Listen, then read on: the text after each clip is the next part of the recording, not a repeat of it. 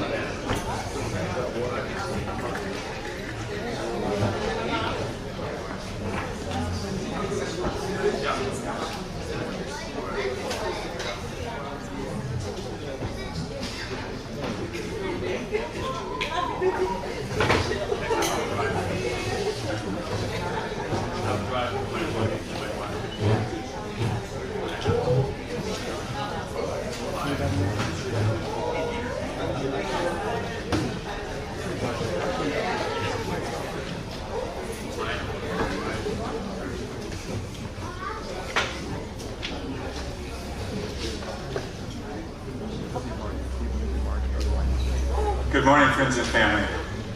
Thank you for being here. We're here to celebrate and remember Bernard Etheart. Before we get started, I want to commend all of you. I was under the impression that this was going to have a lot of Haitians and that we wouldn't be started until about noon, but you guys shocked everybody and showed up, and I'm enjoying seeing the family and the community come together to celebrate this wonderful life and to remember and to encourage the family. That's why we've come here today. Could we go to the Lord in prayer? Lord, on this day we ask you to be true to your promise. The promise that you would come close to the brokenhearted, that when people are mourning, you would be there to comfort them. And Lord, that you would bring the encouragement of life in Jesus to each one of us. So we ask this morning that you would be here like you promised, that you would bring joy to our hearts in the midst of a very difficult time, and that you would help us to remember and celebrate the wonderful life of Bernard Etheart. Lord, you are faithful and you are good, and we ask that your goodness would shine to us and through us. In the most wonderful name of the Lord Jesus Christ, amen. This morning we're going to begin with the reading of the obituary with Danielle. First of all in French and then Elaine. So if you would.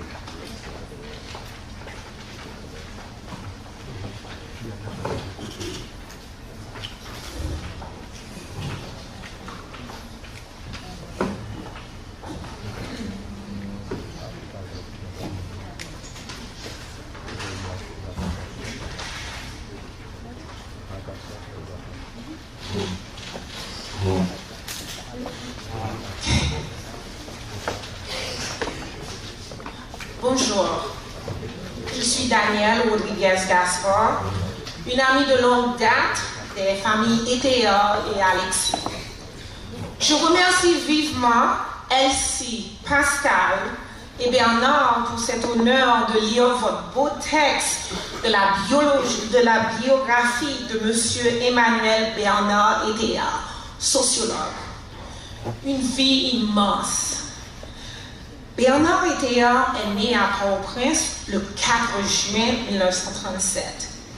Il est le premier enfant du couple Emmanuel Etheart et Alice Montré. Il sera suivi d'une sœur, Marie-Claude, et de frères, Régis. Très tôt, ses parents se rendent compte de son intelligence et de son caractère entier. Il n'est pas facile de le forcer à faire quelque chose qui ne lui plaît pas. Il fréquente le petit séminaire pour les martiales et il fera toutes ses études, de la 11e à la philo. Ses études classiques terminées, il fréquente l'école de pharmacie, n'ayant pas beaucoup de choix en Haïti. Aussitôt obtenu son diplôme de pharmacien, il a une bourse d'études pour l'Allemagne afin de se spécialiser. Il restera en Allemagne de 1960 à 1972, mais pas en pharmacie. Il aura vite fait de changer et de se lancer dans les études de sociologie. Malheureusement, il ne pourra pas faire la sociologie rurale comme il avait toujours rêvé. Cette spécialisation n'existait pas encore en Allemagne au moment où il faisait ses études.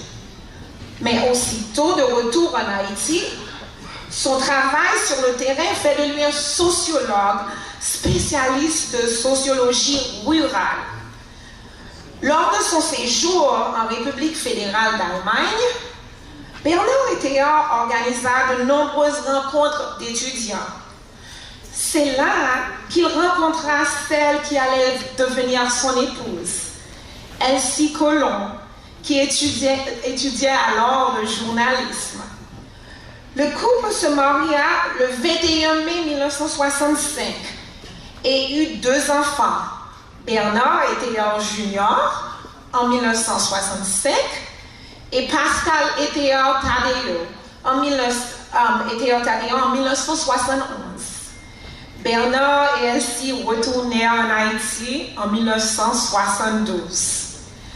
Bernard fut d'abord professeur de géographie, puis de 1976 à 1998, professeur de sociologie rurale à la faculté des sciences humaines. Il a été consultant auprès de la Fondation interaméricaine de 1976 à 1995. Directeur du projet Croix-Fer, commune de Beladea, pour la CHADEV, qui est la Comité haïtien de développement, de 1976 à 1987. Un aspect principal de ce projet fut de construire un canal d'irrigation pour permettre aux fermiers de cette région d'augmenter leur production. En fin de l'année 1980, la famille Etheart fut secouée par l'arrestation en l'envoi en exil d'Elsie parmi de nombreux autres journalistes par le gouvernement qui voulait faire taire la presse indépendante. Elsie s'installa à Miami et commença à travailler avec la communauté haïtienne, alors en pleine croissance. Peu après, Bernard Junior et Pascal rejoignirent Elsie à Miami. Bernard Père commença alors à faire le va-et-vient entre Haïti et Miami afin d'être en mesure de continuer à diriger le projet de Croix-Fer et pour poursuivre d'autres projets de développement en Haïti. De 1986 à 2014, Haïti se débat dans un processus de transition sans fin et de démocratisation avec des hauts et des bas. La Constitution de 1987, qui est porteuse des revendications du peuple haïtien depuis le départ de la dictature des Duvaliers, a pris en compte, entre autres, la réforme agraire. Ce qui a conduit en 1995 à la mise en place de l'Institut national de réforme agraire, INARA, par le président Jean-Bertrand Aristide, lequel choisit Bernard comme premier directeur de cette nouvelle institution. Il passera 18 ans à sa tête, de 1995 à 2013. Depuis 2005, Bernard commence à publier des articles dans l'hebdomadaire Haïti en marche. Il sortira jusqu'à sa mort le 18 janvier 2024. La plupart sont les thématiques foncières, mais aussi sur les changements climatiques. Beaucoup de ces articles furent compilés pour former un livre intitulé « Le problématique foncière, la problématique foncière en Haïti, qui fut publié en 2014.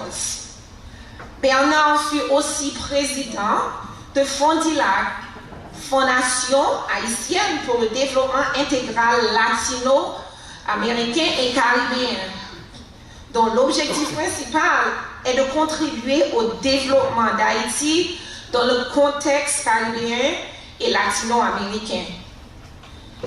C'est tout ça que Bernard a dû abandonner en restant à Miami. Arrivé pour ce dernier séjour en Floride le 20 novembre 2019 pour un séjour de 2 à 3 semaines. Il n'a jamais revu Haïti depuis lors. La situation sécuritaire du pays devenant de plus en plus difficile. Ce qui lui a fait dire à Bernard, son fils, 2 jours avant sa mort, « Je ne m'habituerai jamais à vivre ici, mais je réalise qu'il n'y a pas moyen pour moi de retourner vivre en Haïti. » C'est juste un petit coup d'œil sur la vie de ce fils d'Haïti. Aujourd'hui, nous célébrons la vie de ce fils, mari, père et grand-père. Il laisse derrière lui son épouse, Elsie, ses enfants, Bernard Junior et sa femme Sandra Etheart, et Pascal et son époux Larry Tadeo, ses petits-enfants Thomas et Bethany Tadeo, son frère Régis et femme Régine Etheart, son neveu Thibault et femme Maud Etheart, et ses nièces Nathalie Etheart et Amelia Etheart. Il a bien vécu, me direz-vous, mais il n'aura pas vu ce pourquoi il a travaillé toute sa vie. Ce changement que tous ceux qui aiment Haïti auraient voulu voir se produire, et qui tarde tellement à arriver. Mais quand bien même, ses contributions sont immenses. Son influence est indiscutable. Et ses efforts pour une meilleure Haïti et un meilleur monde difficile à mesurer. Bon travail, Bernard. Tu as fait ton possible pour que les choses changent. Tous ceux qui t'ont connu peuvent en témoigner. Tu peux maintenant reposer en paix et en toute fierté.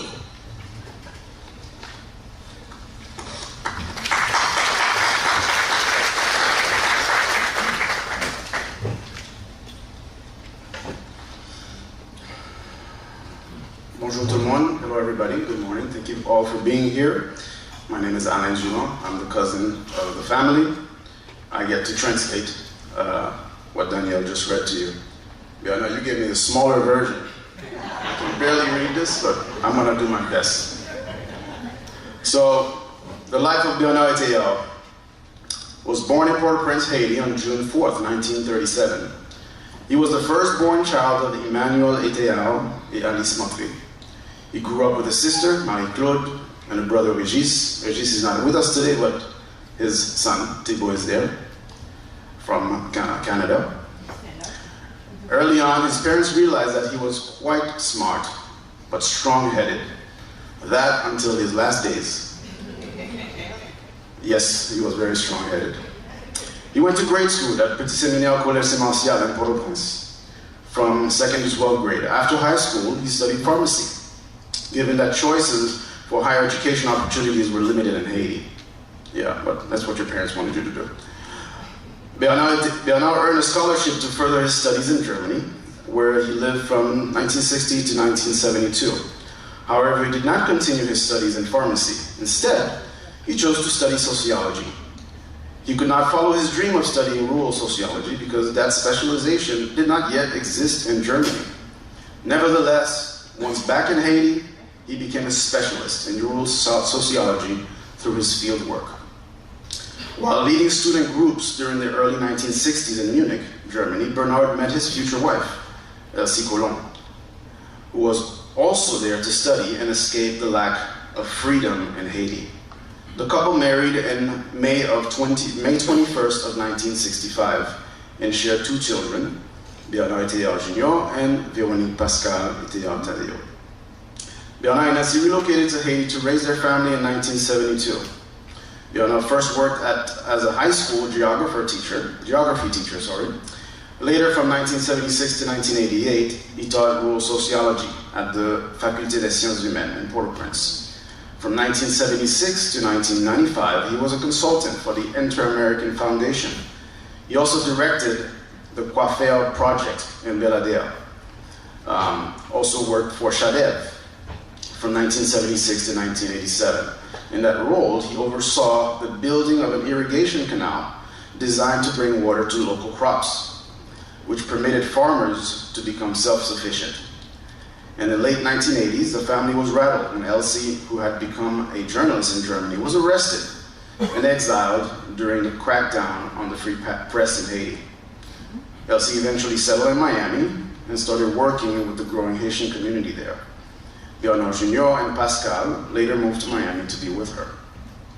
Meanwhile, Bernard Sr. remained in Haiti, traveled back and forth to the States. He chose his path due to his commitment to the Croix de Fer project he was overseeing. He also, due to his everlasting pursuit for change in Haiti. From 1986 to 2014, Haiti tried to transition to democracy. The Haitian Constitution of 1987, including provisions for agrarian reform. The Institute for Agrarian Reform, INARA, was created for this purpose.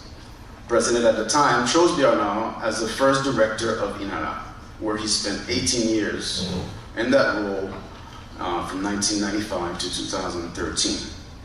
Beginning in 2005, Bernard published articles in the weekly newspaper, Haïti en Marche, regularly. Most of the articles were about land reform, but some also focused on climate change. He was the only one, probably.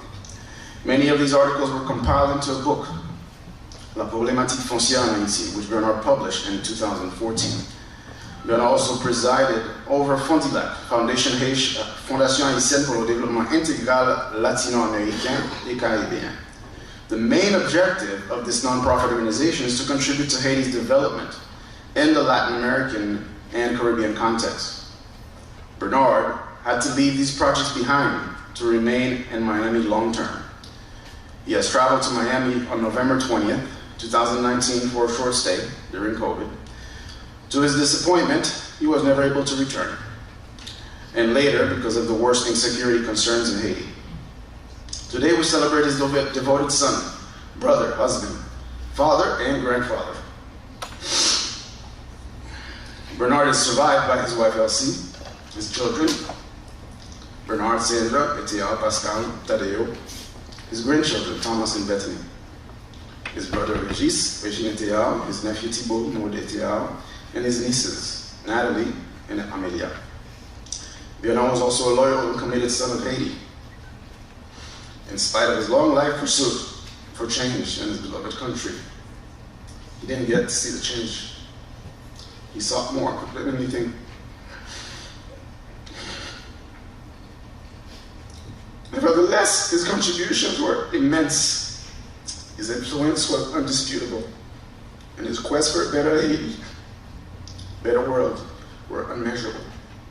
Great job, Bernard. You can now rest and be proud of everything that you've accomplished. Thank you.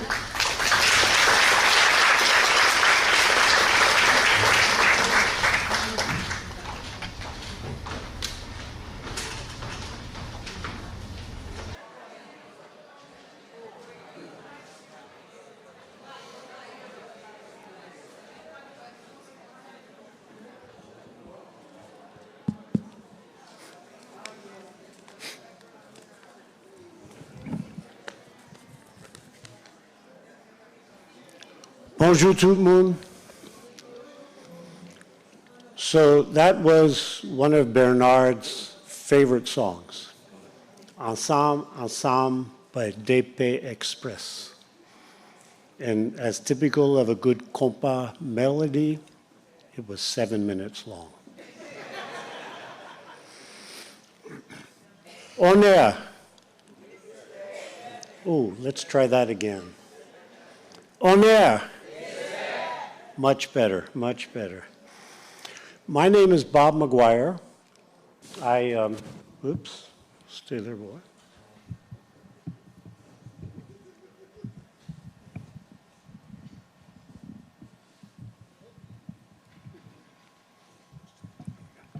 Oh, okay. It was my pleasure to fly in yesterday from Washington, D.C., where I live, so I could be here today to join all of you to remember our friend, Bernard Etheart. Elsie had asked me if I could spend a few minutes to talk about Bernard and his work in Haiti. And I'm honored to do that. And you may want to know, how the heck am I qualified to do that? Well, I will take this occasion to share some stories with you of Bernard and I as we work together to aspire to achieve development goals in Haiti over the course of about 20 years. We traveled the country together, and I used to think of us as something like Butch Cassidy and the Sundance Kid.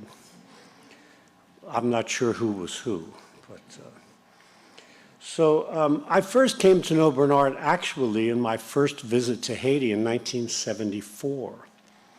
I went there as a grad student for a summer program in Haiti sponsored by an organization named SHIS, which had been founded by a man named Hubert Duranceret. And at that time, Bernard, having recently returned to Haiti, was affiliated in some respect with SHIS. And I really didn't get to know him, but I remember seeing him in the presentations and thinking to myself, you know, this fella, is he really Haitian or is he Mexican? Because, you know, Bernard had that goatee and he had his longer hair at the time.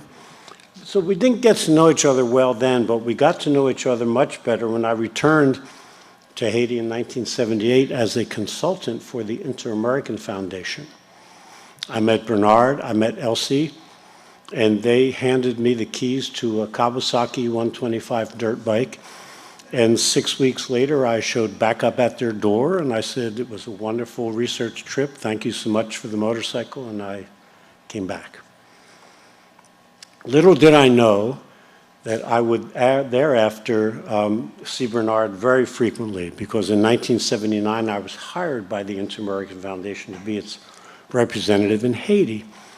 And Bernard had been advising the Inter-American Foundation on how to establish its program supporting community groups in Haiti to improve their social and economic conditions within their community. So Bernard and I worked together very carefully and closely in that regard. And he, of course, as the director of ISEF, which was the Institute for Consultation, Education, and Formation. And Bernard had a team of a few people. It changed over time. But initially, one of the key people working with Bernard was an American priest named Père Roland Lamy. And some of you may know of Père Lamy, who was instrumental in Bernard's life for many years.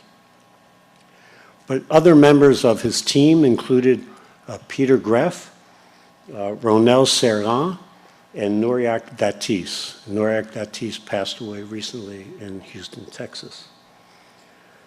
Bernard and I would travel throughout Haiti, visiting communities and groups. We went to almost every corner of the country. I can recall for you, for example, our visits to Pilat, where we worked with the legendary Holy Cross priest, Père Pollux Bayas.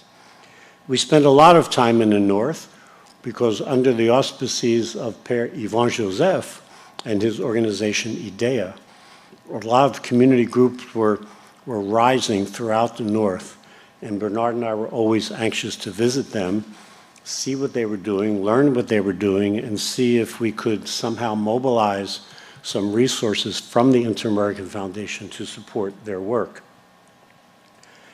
I have many, many memories of barreling across the roads of Haiti with Bernard. Of course, he was always the driver, and I was the navigator. Now, I say navigator because, you know, some of those back roads we traveled, you really did need navigation. And I can recall, for example, on our way to Bombardopolis one time, trying to climb the hills of Morchien, how I actually had to get out of the vehicle and walk in front of it and kind of guide Bernard this way and that way so that he wouldn't fall into ruts that could break the axles of the car. We'd be driving in better conditions on the paved roads with the windows down, the breeze washing through us, and Bernard smoking his comme il faut constantly. And we had some interesting passengers in our vehicle from time to time. I know he's not here today. I heard from him in Haiti, but one of them was an agronomist named Marc-Antoine Noël. And it's through our driving one time that I learned that Marc-Antoine Noël was a big fan of the ranchero music of Mexico. He would serenade us nonstop with rancheros. So Bernard, those of you who know Bernard know he was a very hard-headed driver as well as a hard-headed person, which has been already mentioned, which I can attest to. But part of that hard-headed driving was that Bernard knew how to ford rivers. He never lost a vehicle in a river that I know of, and he always made it from one side to the next. I recall, for example, one time we had spent many, many hours in the northwest of Haiti driving, and we were trying to get to Port-de-Paix to spend the night. And we got to La Trois-Rivières, and it had been raining in the inside that day. And it was dark. We were tired. We could see the town across the river. We just wanted to get there. So Bernard, it was a little risky at this point. He plunged into the river with the vehicle. And, you know, these were diesel vehicles. He loved driving his Isuzu Trooper. And they had a little more resilience to water than the gas-powered vehicles. But I got a little worried when the river went over the hood of the car, darkened the windshield, darkened the lights, and we couldn't see anything. And we just kept moving forward. Bernard determined to get across that river. We did, thank God. We got across the river. But this was some idea of Bernard and his driving. But we also traveled by horseback from time to time to reach some of the more isolated areas in Haiti. I recall, for example, one time Bernard and I were given 2 Creole ponies to ride and get up to a place called Bellefontaine up in the Massif La Selle, way behind Fercy. And I was, you know, I'm a tall guy, so that poor Creole pony, my feet were almost dragging on the ground. But Bernard and I made it up there. We rode those horses, or those little ponies, for about 7, 8 hours and got up there and visited the Mouvement Paysan Bellefontaine, which we ended up supporting in its work. Our trips were often exhausting, long, exhausting. And I'll share one story with you when we were going to Ranquite to visit with the Mouvement Paysan Ranquite. And we had been on the road all day. We got to Ranquite about 4 or 5 in the afternoon. We met our hosts and we went to sleep with meetings to begin in the morning. So I got up to begin the meetings and Bernard was nowhere to be seen. Well, finally, at about 1 o'clock in the afternoon, 20 hours after we got there, he emerged from where he was sleeping. He had just waken up. He had slept for 20 straight hours. I was starting to get very worried. But he got up and he was fine, joined the meeting, and off we went. Bernard and I practiced something we called tough love when we did our work. We didn't want to wear our hearts on our sleeves. We were not engaged in charity. We were engaged in trying to support people to do serious things and accomplish serious goals. And in that regard, sometimes we had to play good cop, bad cop in some of our visits. I'll tell you about one of them. Bernard took me to Coiffer to visit the Chadev irrigation project, which he was directing. And he told me along the way that he felt that the people in Chadev, the people working in the project, were getting a little slack in the way they were approaching this. They were slacking off a bit. So he asked me if I could forget about the fact that I know Creole, that I could pretend for his purposes that I was a high official of the World Bank and that I was coming there to inspect the canal. So I did. I just walked along like a dumb World Bank guy, and that's real. Bernard, you know, he sent the message out, and he was translating for me, and I was yes, and so on. But he got the message across to his people at Coiffer, and he used me as the foil to do it, and I was very happy to do that. So I got to know Bernard through all these years, but I'll tell you when I really got to know Bernard. I got to know Bernard in the end of November 1980. I had planned a visit to Haiti, and in the midst of my planning and in the midst of my travel, there was a crackdown in Haiti. Ronald Reagan had been elected president. The Haitian Spring, or human rights opening, had ended, and people were being arrested. So, you know, this is 1980. There's no internet. There's no WhatsApp. It's hard to get information across at that time. So I went on and carried on with my trip, and I arrived at the airport, and Bernard had told me he would be there to visit, to greet me and take me to the hotel.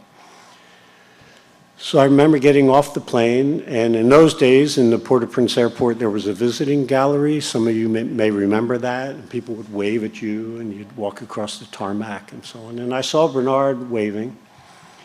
And then I got through the Customs and Immigration, and who was meeting me? Bernard Jr. I don't know if you remember this. But he said, come with me. Dad wants to see you. Come upstairs. So we went upstairs to the observation deck. And I said to Bernard, what's happening? And he turned to me and he looked and he said, they took Elsie. And Bernard was there at the airport with Pascal and Bernard Jr., and they were waiting to see if they could see Elsie as she walked across the tarmac to the airplane that ended up taking you, I think, to the Netherlands Antilles, at least initially. So I remember this moment.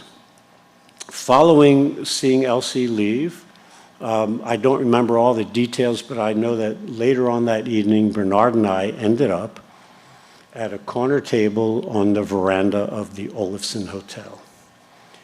And we sat there for hours,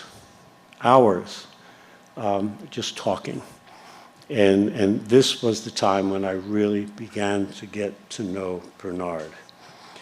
Throughout those 20 years of working with Bernard, we passed through some dark times, such as that, harrowing times. We had to use a lot of caution in our work because we were out trying to change things at a time when they shouldn't have been changing. There were also good times, very good times. And in fact, I think the icing on the cake of that was 1986 with Haïti Libéré.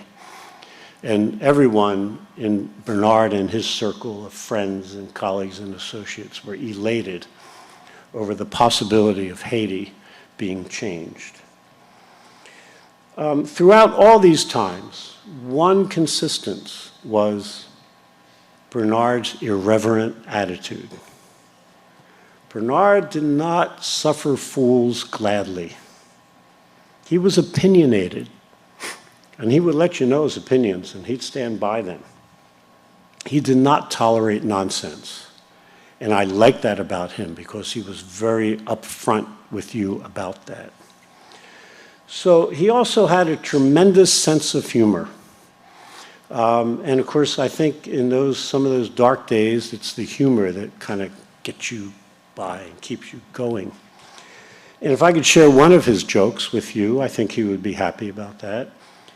But it's a joke about the strong young peasant who rescues Haitian President for Life, Jean-Claude Duvalier, from being stranded and marooned in his Jeep in the river. And the way the story was told to me was that the peasant grabbed Jean-Claude, pulled him onto the bank of the river, and revived him. And Jean-Claude looked at the peasant and said, "Thank you so much for saving my life. Do you know who I am?" And the peasant didn't. He said, "Well, I'm Jean-Claude Duvalier." And the peasant went, oh my God, you're Jean-Claude." And Jean-Claude said, "Yes, well, you can, as a reward, I'm indebted to you. You can have anything you want. I can give it to you, just anything you want. Just name it and you'll have it." And the peasant thought for a minute and he said, "Excellence, I would like to have a state funeral." Jean-Claude said, "A state funeral? You're a young, strapping, healthy man. I can give you money. I can give you cars. I can give you houses. I can give you travel. And you want a state funeral?" And the peasant looked at him and said, "Yes, Excellence, because when the people in the village know who I saved, they're going to kill me."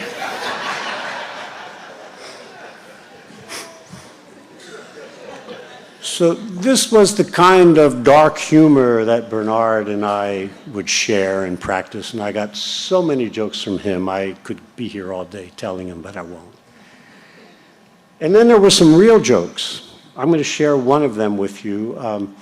Some of you real old-timers may remember that sometime around 1984, there was an incident in Port-au-Prince where a car with a bomb in it was found parked outside the palace.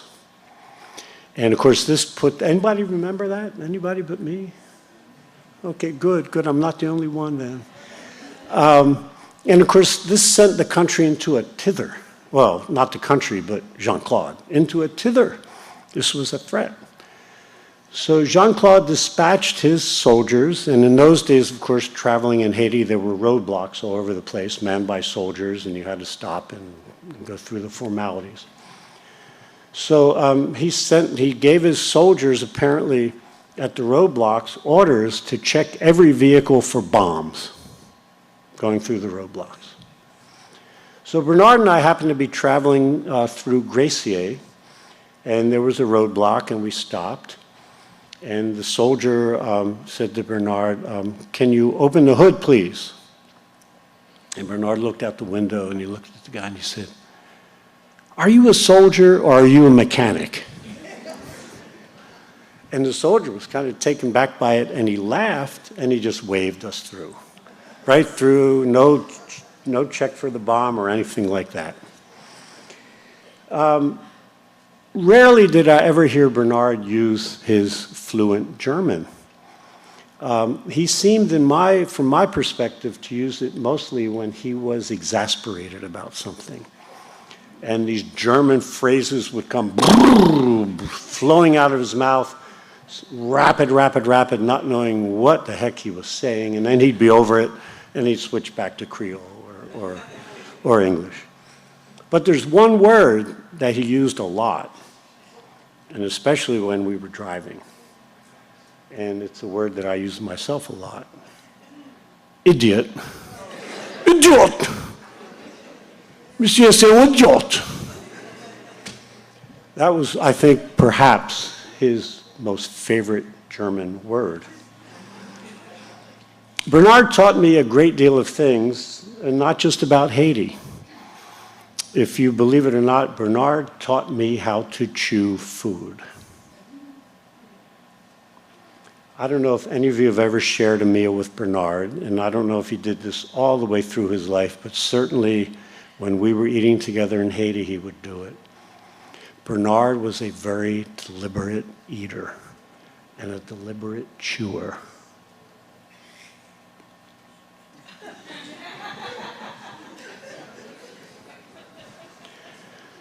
So when you were with Bernard, if you had any tendency to eat fast, you were in trouble. Because you spend half your time with an empty plate in front of you while he was deliberately enjoying his food. We would go often in those days after 1980 to a restaurant not far from his home. I can't remember the name of it, but it was a gingerbread house. It was on a corner, and I think it may have been called the Select. But we would go there, and Bernard tended to like to eat pintade. And he would pick at those little pintades and eat, and it would take forever. One thing he didn't like, however, was salad. And he would disparagingly say, "Why are you eating that rabbit food?" So, well, in '95, when Bernard went to work with INRA, and shortly after that, I left the Inter-American Foundation to begin a university career, we stopped working together actively in Haiti, but we didn't stop working together. At the university, I created something called the Haiti Program, which was an initiative to try to make sure the voices of Haiti's voiceless population were heard in Washington, D.C., among policymakers, politicians, diplomats, and so on. And I often called Bernard to Washington to participate in our meetings because I wanted Bernard's voice in particular to be heard by these people who were making these lofty decisions about Haiti and basically knew nothing about the place. And true to himself, Bernard was always there to represent the voiceless Haitians and give them voice in corridors and rooms and meetings where they had none. It was my pleasure to enable him to do that, both in Washington. We participated many times at the Haitian Studies Association annual conference in Boston and elsewhere. And one remarkable time, we went together to Mérida, Mexico, to participate in a conference. It never ceased to amaze me how people throughout the world wanted to know about Haiti, and that Bernard was the perfect choice to inform them. As Bernard and Elsie kind of transitioned back and forth to Miami, I became a fairly frequent visitor to 9337 Northwest Court, Miami Shores. My own mother was living in Pompano Beach, and surely every time I came to visit her, I always found my way to 9337 Northwest Court. I have the deepest appreciation of Bernard, deep appreciation of Bernard, having worked with him for 20 years. His sense of social and economic justice and how he used his skills, his knowledge, and his contacts toward improving conditions, especially in rural Haiti and among the rural peasantry of disadvantaged people in Haiti, trying to help to level the playing field, get them access to resources so they could do the work to improving their own lives. In this regard, I've reflected that perhaps Bernard and I shared a certain trait, I as an Irish American and he as a Haitian, that we were both kind of in favor of assisting the underdog. And that was, I think, a guiding star for Bernard, that he would put his skills, knowledge, and contacts to work to assist the underdogs. A closing story, which is not in Haiti, but actually from the island of Dominica, where I had been a Peace Corps volunteer, and at a certain point in time, Bernard and Elsie traveled to Dominica at my behest to see about establishing and doing some research for some exchange programs between Dominicans working at the grassroots and Haitians working at the grassroots. We actually came up with some very exciting programs in that regard. But the story I want to tell you is very emblematic of who Bernard is. Apparently, and Elsie, you may remember this, apparently Bernard and Elsie were being taken around by a man well known in Dominica, a prominent businessman and political advisor. And Bernard inadvertently closed the car door on his hand. Do you remember this, Elsie? Bam! And it must have hurt like hell. So right away, they got in the car, and the Dominican guy ferried Bernard and Elsie up to the Princess Margaret Hospital, the only hospital in Dominica. And the way Bernard told me the story, I wasn't there. The way Bernard told me the story was that they got into the emergency room, and they went up to the window and to explain the situation. And Bernard assumed that because he was with this gros chien of Dominica, a big dog, he assumed that they would just be ushered right in for treatment. Well, they went to the window, and the attendant at the window said, okay, fine, we'll look and see you. Now take a seat and wait your turn. And Bernard told me the story like it was for him a revelation from heaven, that it was just the way things should be. No Makut attitude of pushing ahead and getting preferred treatment. But like everybody else, every other living soul in that room, wait your turn and you'll be attended to.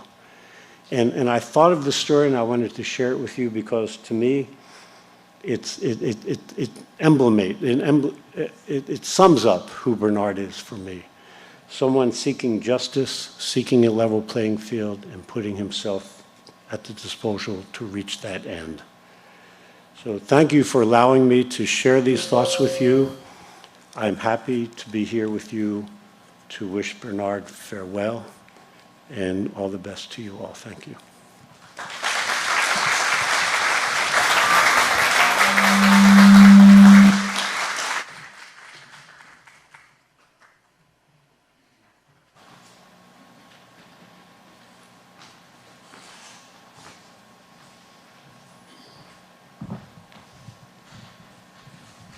Good morning. Thanks for being here. I'm Ralph, and I've known Bernard just about forever. I gotta adjust this. Is it good? All right. Bernard had a good life. Bernard had a good life because it was an honest and meaningful life. There are three major components to a human life: your family, your friends, and your profession, your work. Bernard's wife for 58 years, Elsie, and I'm going to tell a story here. When Pascal and I were talking about doing the picture presentation, Pascal told me that they couldn't find a single picture of Bernard that came before he married Elsie. And from that story, a kind of legend, a origin story was born that Bernard wasn't born like us, he didn't grow up like us. He somewhat materialized out of thin air just for the pleasure of marrying Elsie. And that's a lovely story. That's how origin stories are born, and he was there fully grown and with Haitian memories, though he never grew up in Haiti, apparently. Rumors also have it that, and I'm going to give no details about that one, that he was quite a pugilist. When he was upset, he could get into it, and it would require divine intervention to stop him. Now, that story only will, and thank you, Jean, for that story. That story only resonates with the most pour les intimes, comme on dit en Haïti. But I digress. As I was saying, his wife, his two children, Bernard the younger, and where is Pascal? And Pascal, his grandchildren, we have a full table of them here. His brother, who's not here, brother-in-law and his wife, his nephews, and I'm missing someone, I apologize, are all testament to a family life well lived. The next part is his friends. My giving this eulogy today, your presence here today, are testament of deep and loyal friendships. I've known Bernard for roughly 45 years. My first memory of him is me sitting in my uniform in Bernard Jr.'s bedroom on a Friday afternoon skipping school. That was the thing. And Bernard walks over to the room and he made a remark to me, a remark that had some concern, but in my teenage angst was also full of sarcasm. And also in my teenage angst and stupidity, I responded with even more sarcasm, But I had the clever idea of using a speech that kind of like simulated San Antonio, and I don't know anybody read San Antonio here. Oh my God, there's San Antonio fan over there? Okay. At the time, Bernard, Patrick, and we were just absolutely in love with San Antonio. He was very offbeat, let's say that to be polite. So I responded with sarcasm to him. And for a moment there, and I knew he had a temper. So for a moment there, he looked at me, and I'm not sure whether he's going to get angry or not. He looked at me, he shook his head, he turned around, and he said to me, "Je vois qu'on a de bonnes lectures." So I'm trying to translate that. I see that we read good books. And at that point, I thought he was like the coolest guy ever. First of all, he didn't get angry. And second, and most importantly, he got my San Antonio reference. And from that day, Bernard made my coolest dad list. And that was the beginning of a friendship. I love the man. Bernard had deep and loyal friendships. A life well lived. However, his honest and meaningful life found its clearest expression in the professional choices that he made. The first one was that he chose to return to Haiti and work as a rural sociologist. As we speak, there are no Bernard Etheart building. There are no Bernard Etheart statues anywhere, squares, and there might never be. But these, from my position, are not true measures of a person's life. The measure of a person's life is in the moral choices that that person made, and in the lives that they have touched and made better. By that measure, Bernard had an honest life because he remained true to the values, to the principle that he had in an environment in Haiti where these qualities were mostly in short supply. Bernard had a meaningful life because he touched thousands upon thousands of Haitian lives and made them better. Beginning with, and I have to mention that, I said to myself, I will mention Coiffeur because he talks about it as his baby. Beginning with his project in Coiffeur, that's around Bel-Adair, beginning in 1976, through his directorship of the Institute for Agrarian Reform in Ara in 2013. 37 years of Haitian lives made better. Professionally, a life well lived. As we celebrate Bernard's life today, we must realize that a person's true death is the last time that someone say their name. It is when the last life that they have touched is extinguished. For Bernard, that will be a long time, an honest and meaningful life. As we mourn Bernard's death today, we must understand that we now hold the responsibility to make his death a meaningful one. Let us learn from him. For the impermanency of life, let us love each other a little bit more. Be kinder to each other. From his dedication to service, let us deliberately work at making the lives of the people around us just a little bit better. Bernard Etheart, an honest and meaningful life, a lasting and meaningful legacy. Thank you for being here today.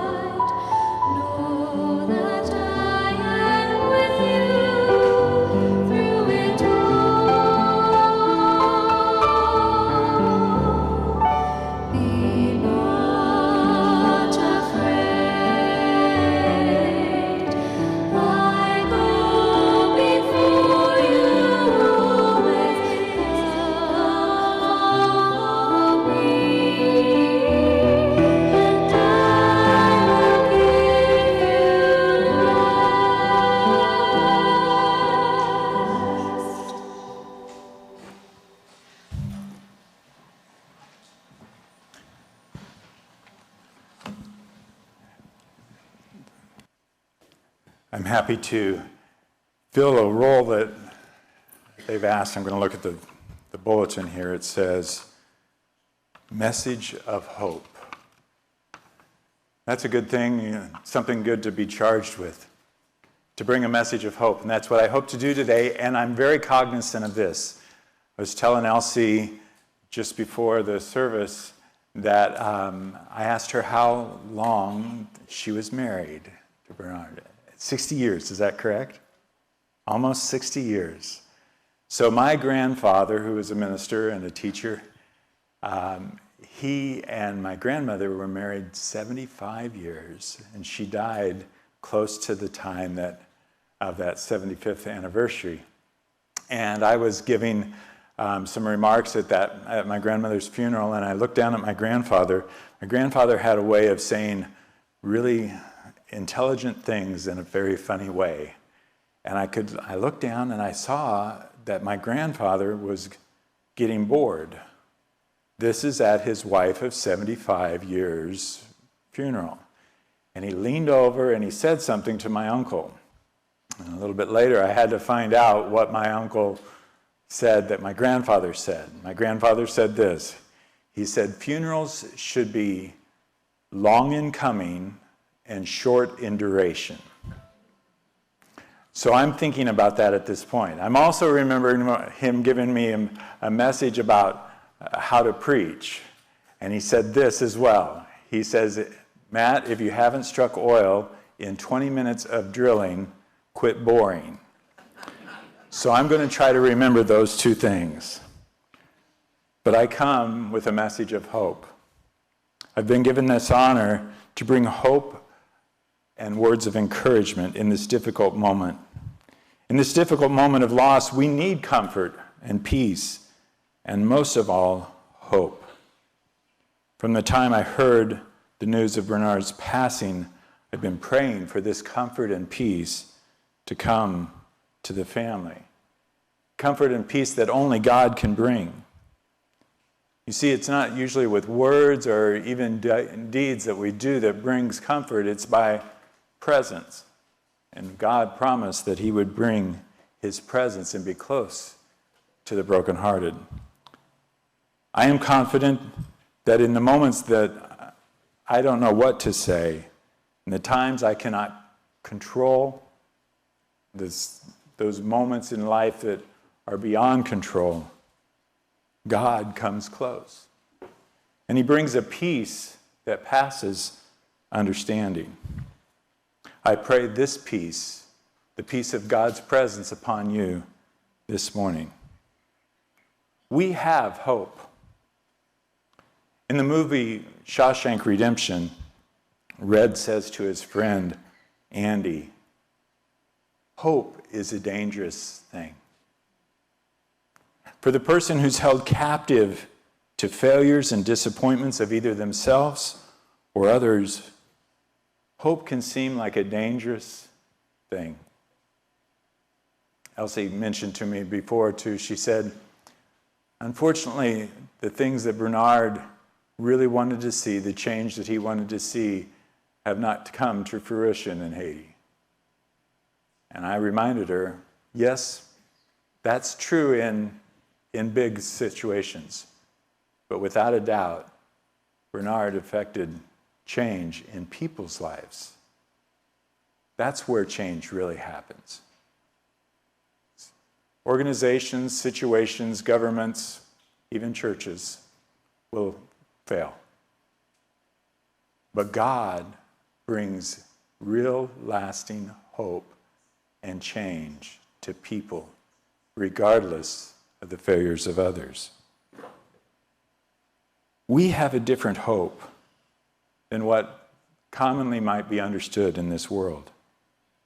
We have a living hope. The Apostle Peter wrote this, 1 Peter 1:3. He said, "Praise be to God and the Father of our Lord Jesus Christ. In his great mercy, he has given us new birth into a living hope through the resurrection of Jesus Christ from the dead." Jesus came to earth to bring eternal, practical hope and change to the people that God loved. When Jesus announced his ministry, he said, "The Spirit of the Lord is on me because he has anointed me to preach good news to the poor." Jesus came preaching this good news and preaching the love and goodness of God to every person. He spoke of the kingdom of God where people were loved by God and shared that love and mercy to others. I might add, equally to others. You would think that this hope would be readily accepted, that everyone would want to be a part of this type of kingdom, this kind of hope. But the self-seeking rulers of his day put Jesus to death. Now, it is easy to point out our fingers at others and grasp and get frustrated with their selfish power-seeking ways. But the truth is, all of us can be self-centered. A self-centered life is what the Bible refers to as sin. Sin happens when we put our focus and our attention on ourselves. And it tends to break down relationships on all levels.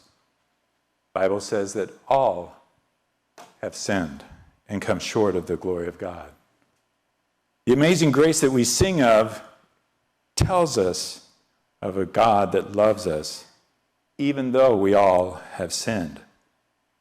Jesus died to atone for the sins of everyone. Sin crucified Jesus, but Jesus crucified the sins of everyone when he gave up his life and died on a cross. When he told the Father, "Nevertheless, not my will, but yours be done."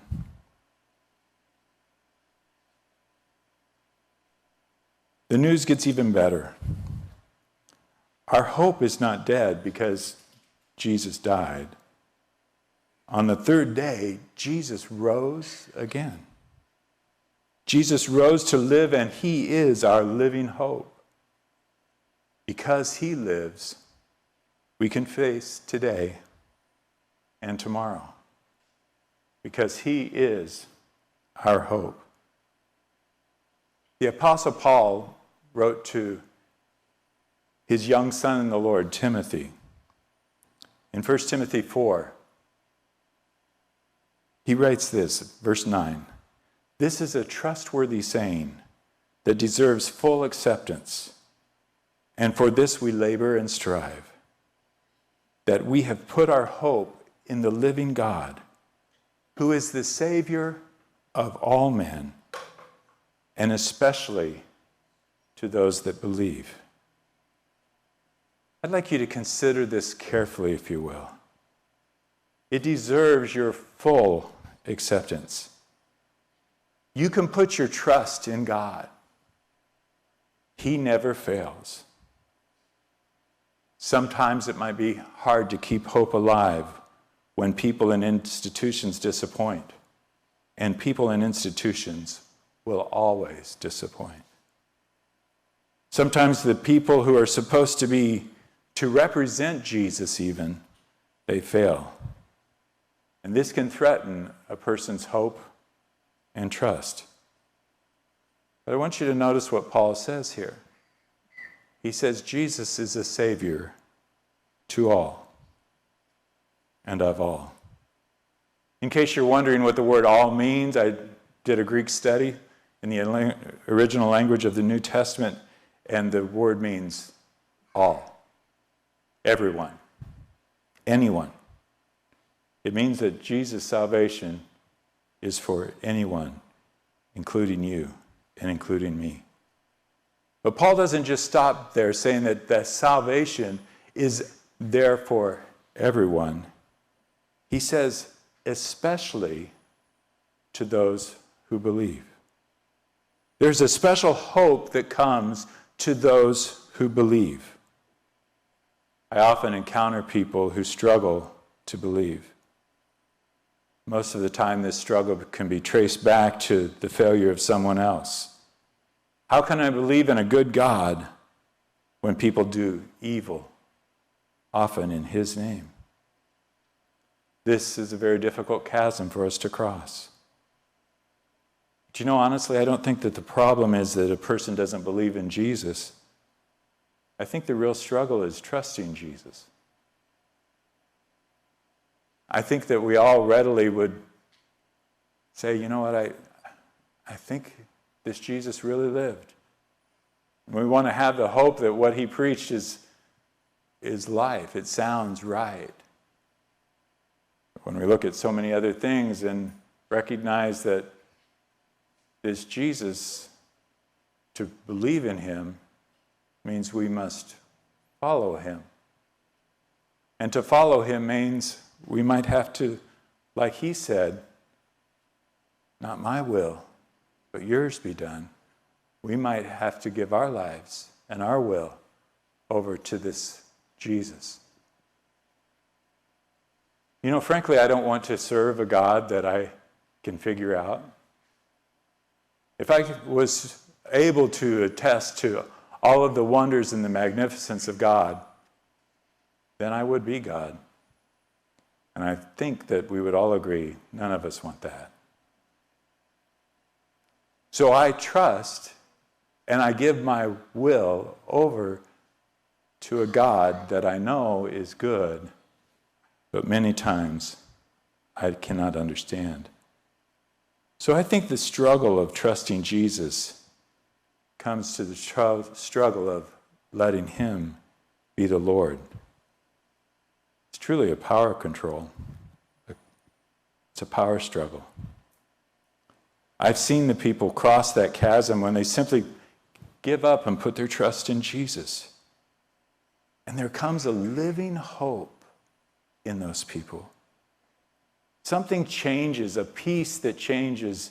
And a lot of times their circumstances doesn't change, but their attitude and their heart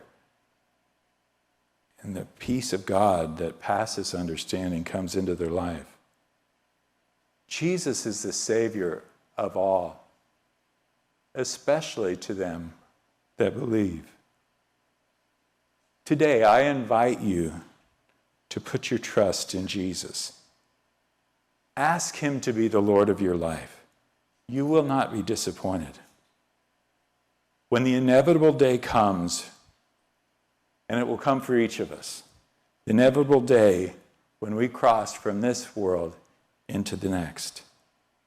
I want everybody to know, everybody that knows me and cares about me, I want them to know beyond a shadow of a doubt that Matt put his faith in Jesus, that he believed and he trusted.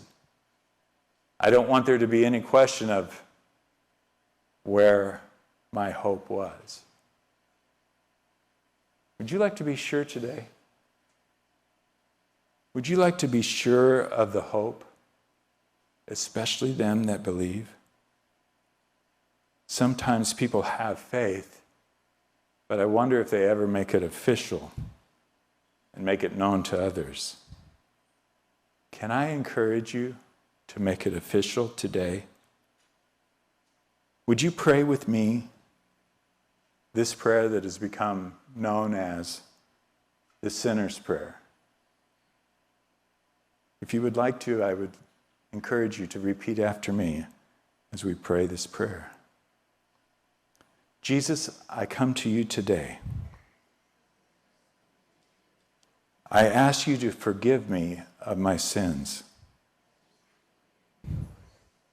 I confess I've tried to do things my own way.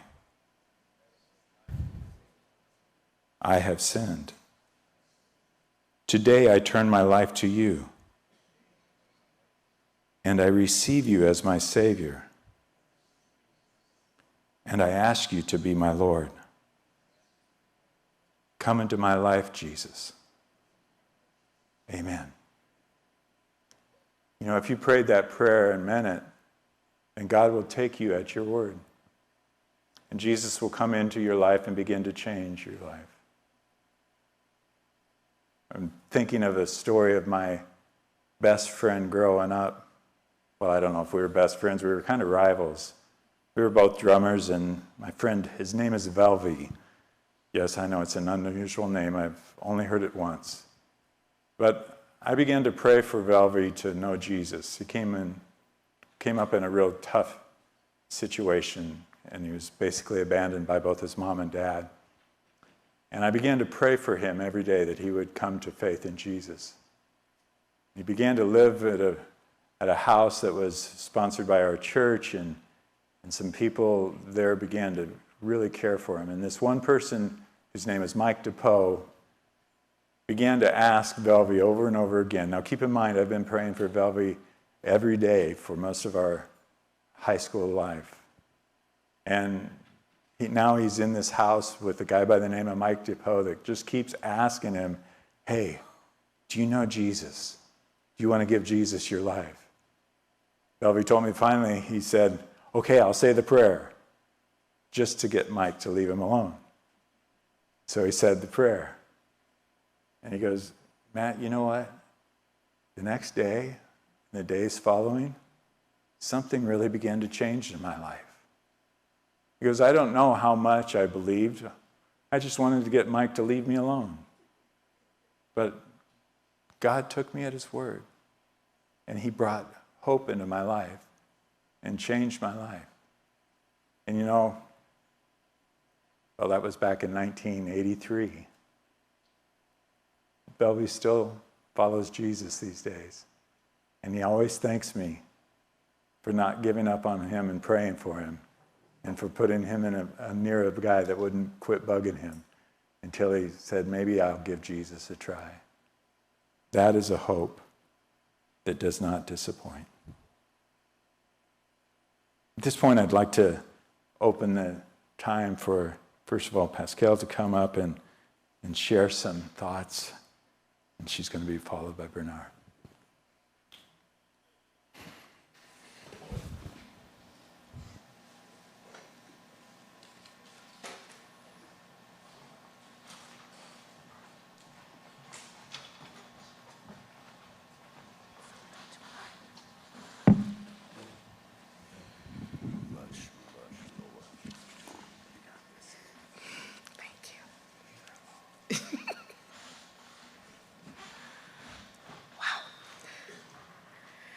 My dad was bigger than life. He was loud. He was incredibly smart, sometimes rude, but very loyal. He loved Haiti. He loved nature, and he loved us. He never told me he loved me, but I knew it more than anything. I knew it in the way he protected us. I knew it in the way he wanted to keep us all to himself. And I knew it in the way he was devoted to us. When I was 22 years old, I moved to upstate New York to start a new life and a new relationship. 18 months later, when things didn't work out, I started calling home frequently, feeling lonely, disappointed, and lost. That winter, I found myself in frigid temperatures in a town with few friends and no relatives. At some point, my dad told me he was coming. Within a few days, he was with me in Rochester, New York, trying to stay busy during the day by sightseeing while I worked as a reporter at the local newspaper. One day after work, he told me that he bought a pair of hiking boots because he got tired of feeling cold while walking in the snow. I was very surprised because he didn't like closed-toed shoes, let alone boots. He was more of a sandals kind of guy. A few days later, I was able to get some time off, and we traveled back to South Florida. Each time I saw those boots, I smiled, thinking how out of character they were for him. Just for fun, he tried them on, and we noticed that they didn't fit. It turns out that he was so cold when he bought them in Rochester, his feet had shrunk. And he bought them 2 sizes too small. Now that he was back in South Florida in the heat, his feet were back to normal, and he couldn't get them on. Picturing my dad in Rochester, in the cold, trying to get through the day as he waited for me to get off work is a memory I will never forget. That was one way he showed me he loved me. When my kids were born, my dad refused to hold them for the first few days after we brought them home from the hospital. It was as if he feared he might break them. My parents became grandparents later in life, and to my surprise, my dad treated Thomas and Bethany completely differently than he treated Bernard and I when we were little. He never lost his temper. He was very patient. He seemed generally mesmerized by their smallest accomplishments. I think he viewed being a grandpa as a special treat, that he didn't want anything to negatively impact the experience. Many people would agree that I am my father's daughter. It's true that we had many things in common. First, I look like him. Also, we both have a short fuse. We both have pretty stubborn temperament.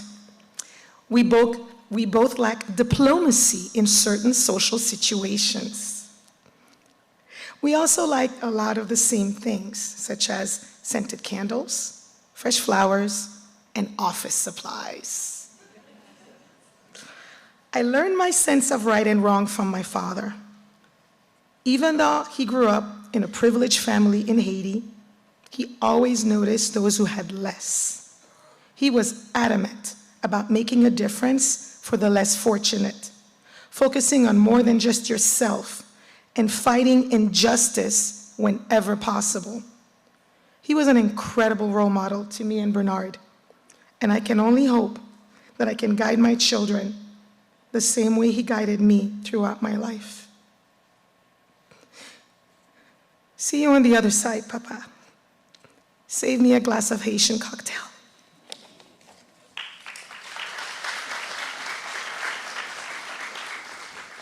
The problem with speaking after all those incredible speakers is that there isn't much else to say.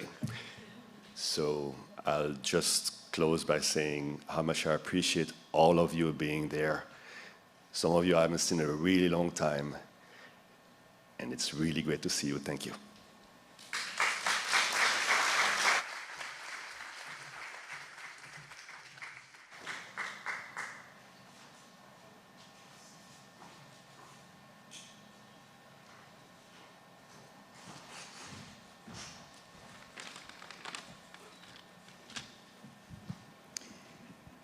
Thanks, Bernard and Pascal, for the enlightening and passionate eulogy for your father. As you recounted life with him, we heard some heartwarming thoughts about him today. Some we forgot and others we did not, and more so that we remembered vividly. May you and your family find comfort in the Lord, in each other, and in friends. Good afternoon, everyone. My name is Emmanuel Alexis Schultz. I am Bernard Jr.'s sister-in-law, and I might say his favorite one. I want to also express the condolences of the Alexis family here in Miami and in Freiburg, Germany, the Giraud family in the Dominican Republic, the Schultz in Cologne, Germany, and the Gael also in Freiburg, Germany. They want you to know, the Etheart family, that they are with you with their prayers and during this difficult time. We are honored today to have a representative of Miami-Dade County, Commissioner Marlène Bastien, present a sympathy resolution to the Etheart family. Please join me in welcoming Mr. Jean Macnick Deriska. Please help me welcome Mr. Derisma.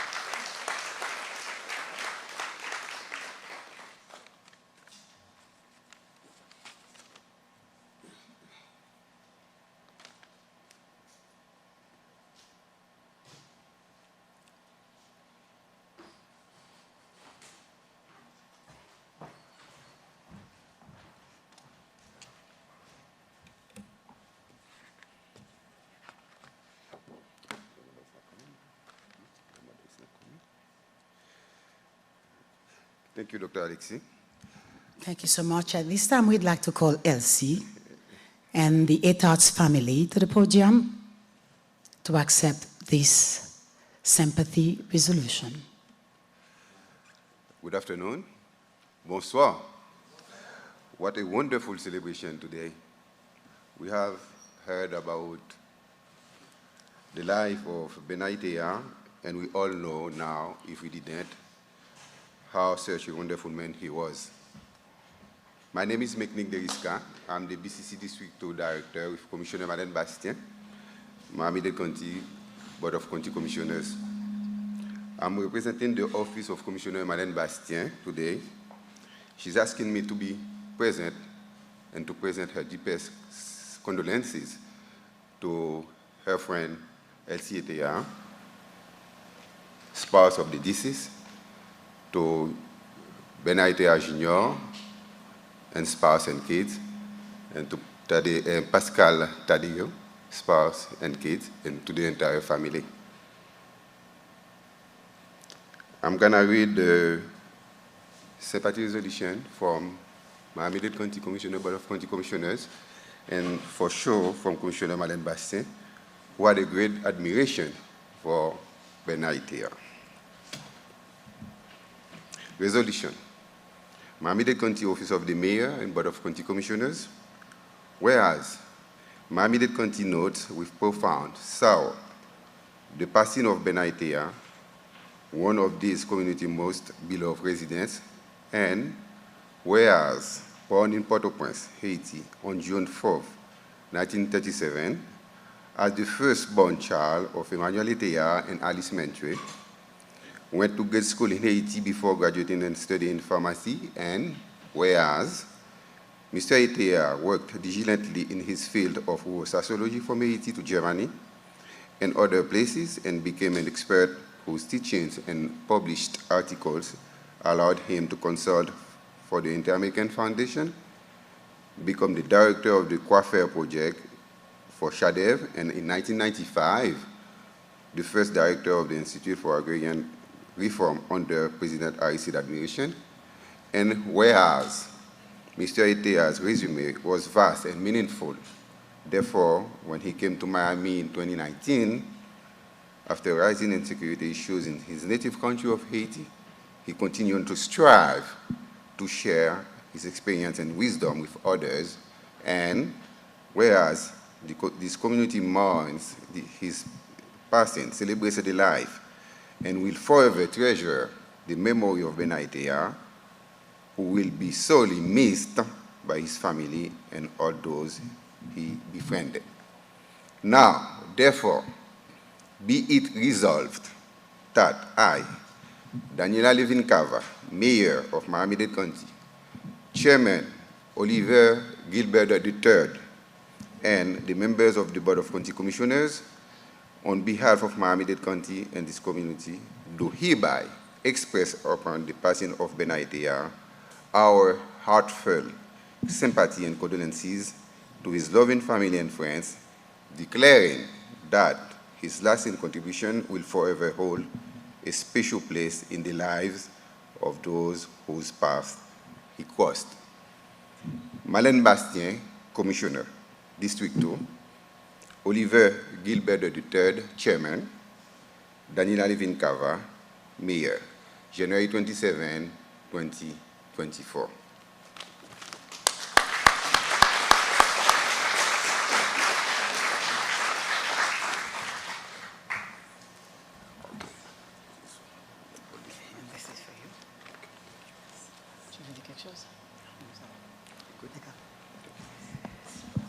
Thank you. Thank you so very much, Mr. Jean McNick Deriska. Our sincere thanks to Commissioner District 2, Madame Marlène Bastien, an authentic leader, a leader who's passionate to serve and with the courage to act. Please convey once more our sincere thanks to our wonderful commissioner. Thank you for being here on a Saturday morning.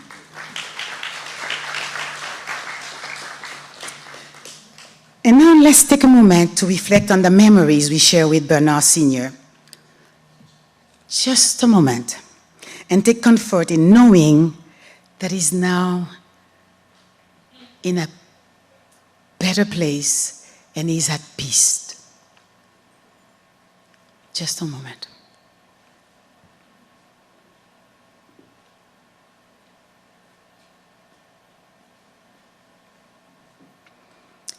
Thank you very much.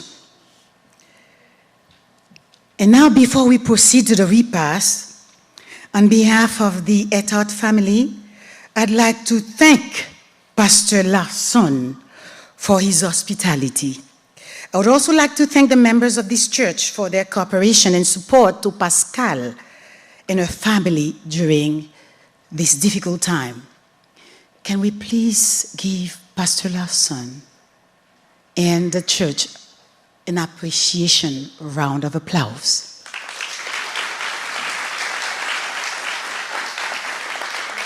Thank you. Merci beaucoup, comme on dirait, si vous parliez français. Merci, merci, merci. Ah mais vraiment, merci en pile. May God continue to shower you, Pastor, and every member of this church with abundant blessings. And now, after sharing stories and memories of Bernard Sr., it is time to join the family for refreshments, light refreshments and hors d'oeuvres. We kindly ask that you remain seated until your table is called to the buffet. This is to ensure that you enjoy the meal in an orderly and timely fashion. We thank you for your cooperation. Now we'll be calling the Etheart family. We would love to invite them to the buffet table. We need to also thank our ushers who will soon call you to your respective time to the buffet table. I'd like to thank, first of all, Arnaud. Arnaud, thank you. Please stand up. You've been wonderful. You are a very good friend of the family. And you helped us carry chairs to for the guests. We'd like to also thank good friends of the family, Christine Saint-Ville, and also Marie-Paul Duvivier Saint-Ville. And those two wonderful ladies would usher you quietly when it's time for you to release yourself to the table. Thank you so much. At this point, please, the Etheart family, find your way to the buffet table. Enjoy your meal, and I'll see you back soon. Thank you. And at this point, while we're saying, you have a card in front of you. On this card, you'll see a scan. And this scan will allow you to contribute to the projects very dear to Bernard Etheart Sr. Feel free to share it with your friends, with your neighbors, with your co-workers and family. That's a sure way to uphold his legacy. Thank you so much.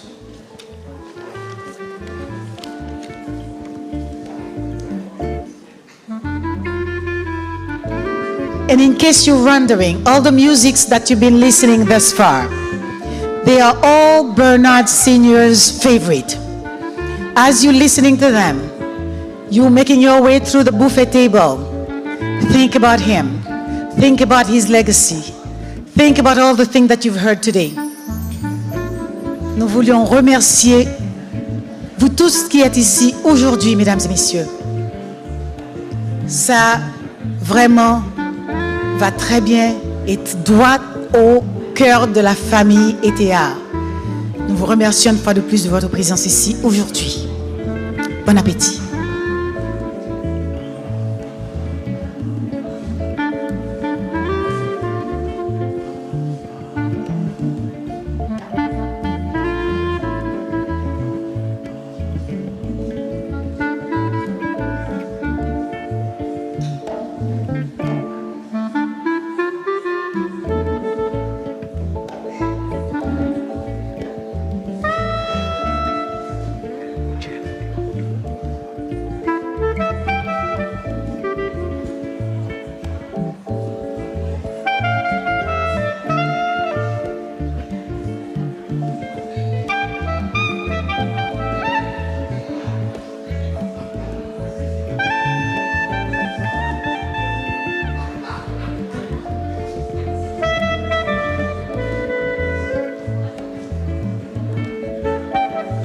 We are reminding you to and borderline requesting that you remain seated until your table is called.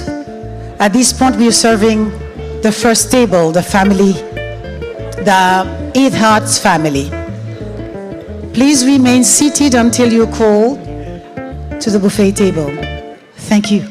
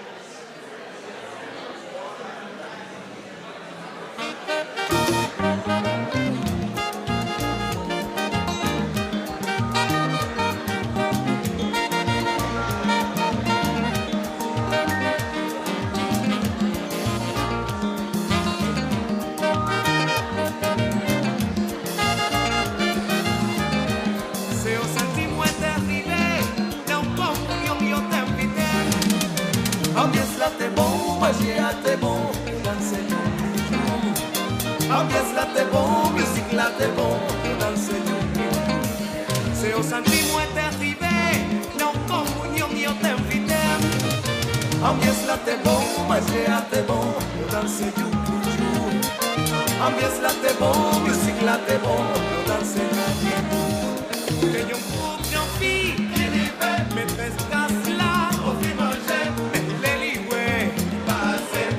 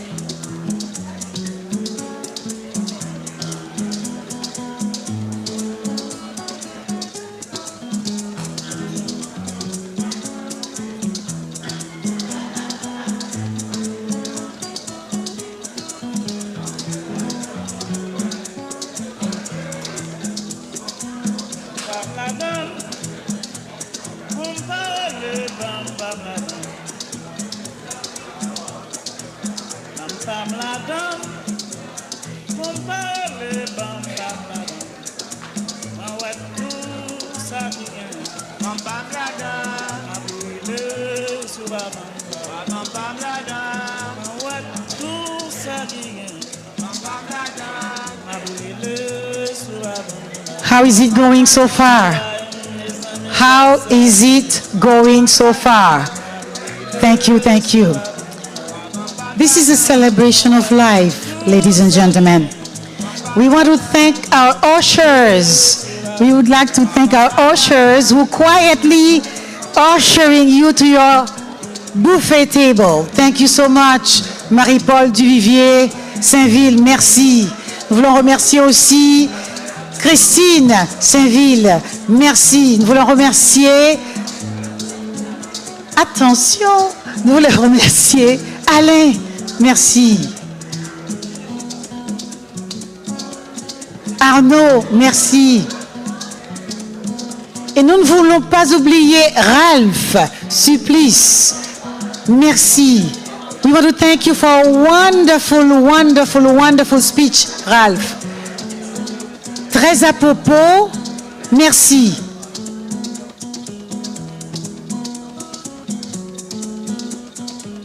And I'd like to open a parenthesis while you're enjoying your meal. Not too often when you receive a sympathy proclamation from an elected official that you have their representative remaining with you throughout the event. So oftentimes they come in, do the deed, and leave. Oftentimes they evoke an excuse to say that they have another event. This time, I'd like to ask Nick, my wonderful cousin and friend, to please stand up and receive our thanks again. Because not only you're here, I know we thank you already, but we would expect for you to leave because it's Saturday. And I'm sure our dearest commissioner instill in you, as you already have, of course, the love for this community and the support that you're showing is appreciated. Thank you so much. I'm also reminding you, ladies and gentlemen, that you have before you the card on which you can see the scan, and the Etheart family is encouraging you, imploring you, asking you, borderline requesting that you participate in this program by donating. As you know, in lieu of flowers, they wanted you to donate whatever you so desire so that the legacy of Bernard Sr. can remain and uphold. Remember, pick one up. Do not forget it. Share it with your friends, your next door neighbors, your co-workers, and your families, so that Bernard's Sr.'s work was not in vain. Et aussi, j'ai l'impression que je parle anglais, mais vous tous parlez français, donc c'est pas la peine de traduire pour vous en français. Merci.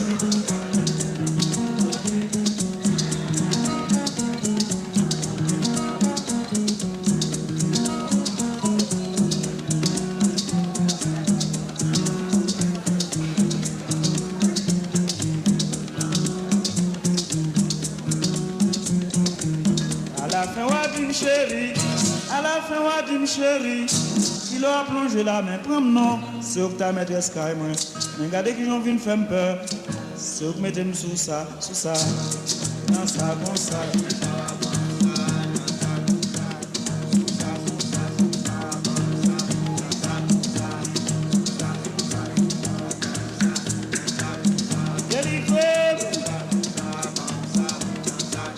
Sauvez-moi, foute-moi ça, préparez-moi.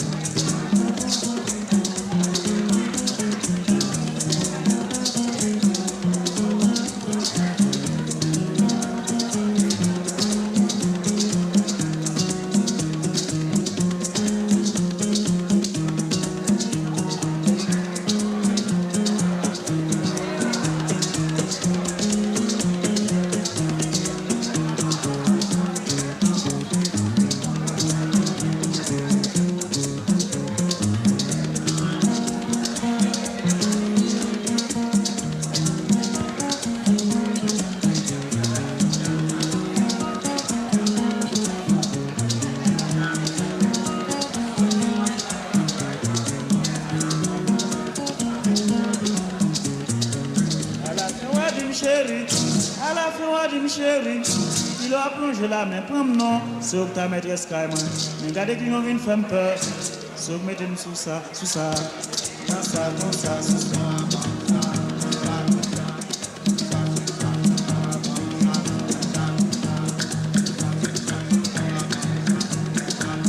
Même qui mettez-moi dans ça, c'est que vous mettez-moi sous ça.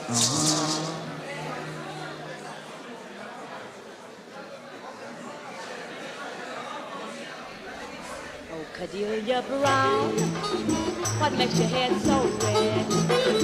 Oh, Cordelia Brown, what makes your head so red? Oh, yes, child, you sat out in the sunshine with nothing on your head. Cordelia Brown, that's why your head's so red. Oh, Cordelia Brown, what makes your head so red?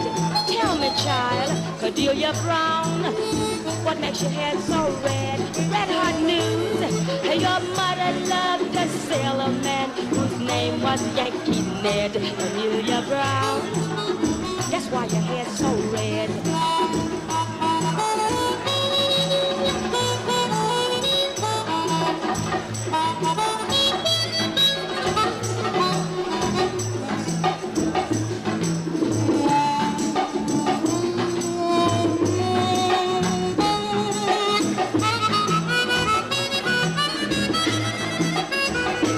Cordelia Brown, what makes your head so red? Oh, Cordelia Brown, what makes your head so red? Listen, child, your mother waited for Yankee Ned till the sunshine dyed her head. Cordelia Brown, that's why your head's so red. Your head's so red. Your head's so red. Your head's so red.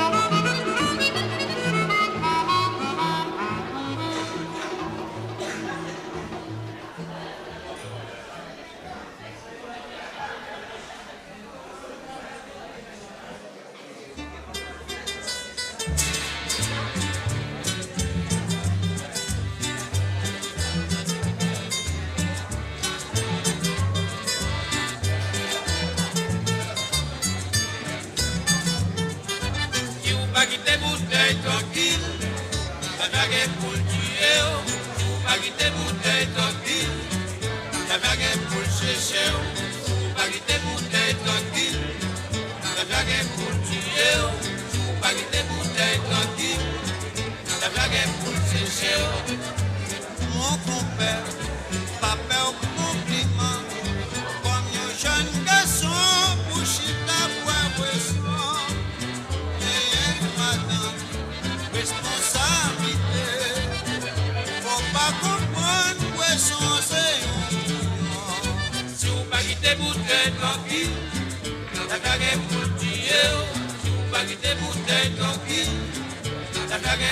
chercher, sous pas quitter bouteille tranquille. La blague pour tuer, sous pas quitter bouteille tranquille. La blague pour chercher.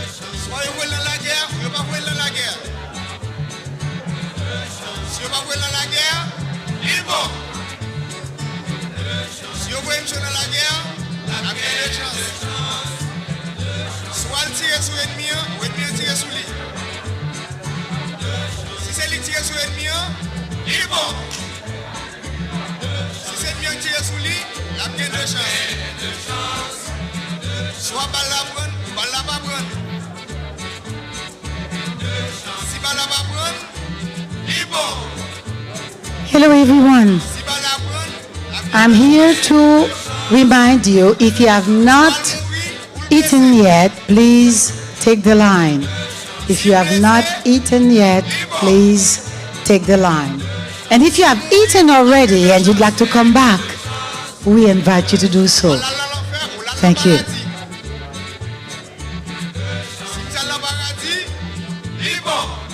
We have in the room, and I would like them to stand. Elsie's brother, Jean-Jean, please stand.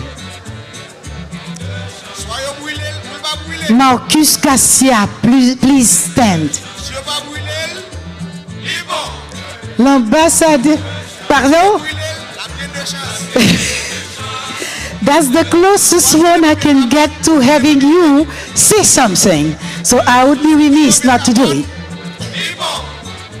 Nous saluons aussi l'ambassadeur d'Haïti qui est déjà debout. Bonsoir, merci. Nous voulons aussi remercier our speakers. Daniel Gaspard, une amie de la famille. Alain Durand, famille et aussi bon ami. Dr. Robert Maguire, merci, thank you. Ralph Supplice, merci.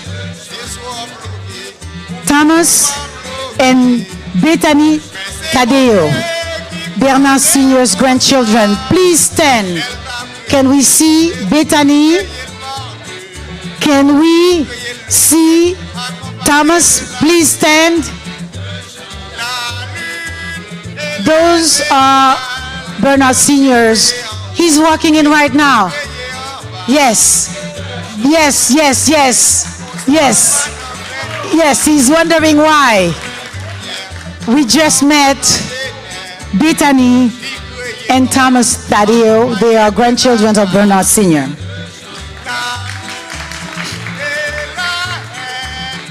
And of course, you know and met Pascal and Bernard Jr. And I'm yours truly, the friend, the family, and Bernard Jr.'s favorite sister-in-law, yours truly, Dr. Emmeline Alexis Schultz. Thank you. What is it? My partner in crime, Bernard Jr.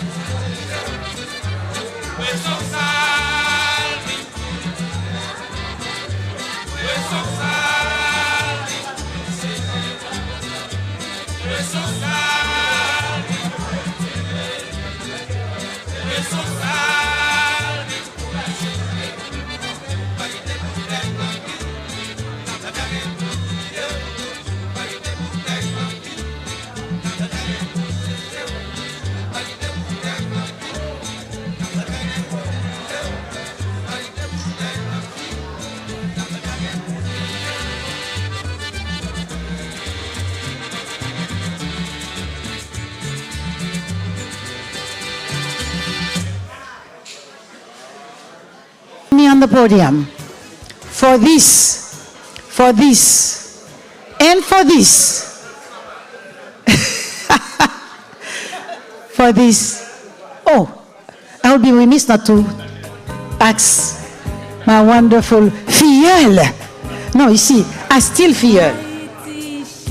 I asked her the other day how many godmothers does she have and would she like to have another one. And now she knows that I am also her godmother. At this point, I'd like to ask you to look under your seat to see what you find under your seat. It is worth, I think, for you to stand and flip your chair to see what's there. All right? And I'll let Bethany, the granddaughter of Bernard Sr., to tell you why and what it's all about. Bethany, take it away. So if you see the bouquets of flowers on every table, we can't take home all 11 bouquets. So if you find like a silver sparkly bee under your seat, you're the lucky person to take home the table. To take home the flowers. Those were my dad's favorite flowers, and we wanted to share them with you guys. Bethany and I made the arrangements. So hopefully you have a bee under your seat and you can take the flowers home.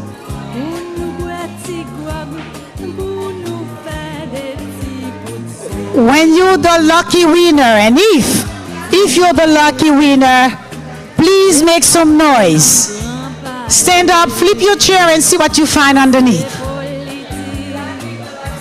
Alors for those of you, pour ceux d'entre vous qui parlez seulement français, alors j'aimerais vous dire ce que vient tout juste de dire Bethany. Levez-vous, tenez-vous debout, voyez ce que vous avez en dessous de votre chaise pour une chance de recevoir ou de partir chez vous avec le centre de table. Alors, let us see who the lucky winners are. Raise your hand if you are the lucky winner. Ah, I see one all the way in the back. Thank you so much. Oh, I see another one up here.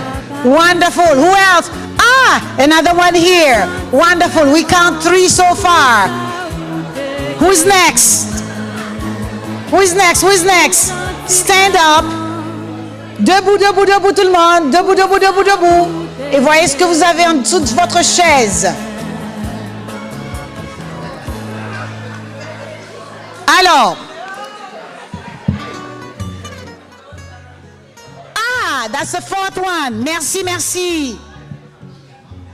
We have 1, 2, 3, 4, 5, 6, 7, 8, 9, 10 tables. We should have 10 people. So far we have 4. Please check under your seat to see what you have. Are you the lucky winner? Remember to take the vase and the flowers with you. And as Pascal said, these are Bernard Sr.'s favorite flowers. And she would like, Cathy, Dr. Laurenceau. Voila, so you got to go home with the centerpiece. Awesome. Ah, Luce Laurier. Compliment, merci. Ah, voila, the wonderful gentleman on the other side. You just received it. Please remember to go home with it. Thank you. Guy Lacombe, Association des ingénieurs haïtiens. Compliment. Alors,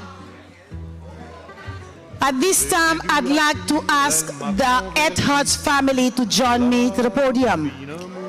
I would love to ask the Etheart family, children, grandchildren, to come to the podium.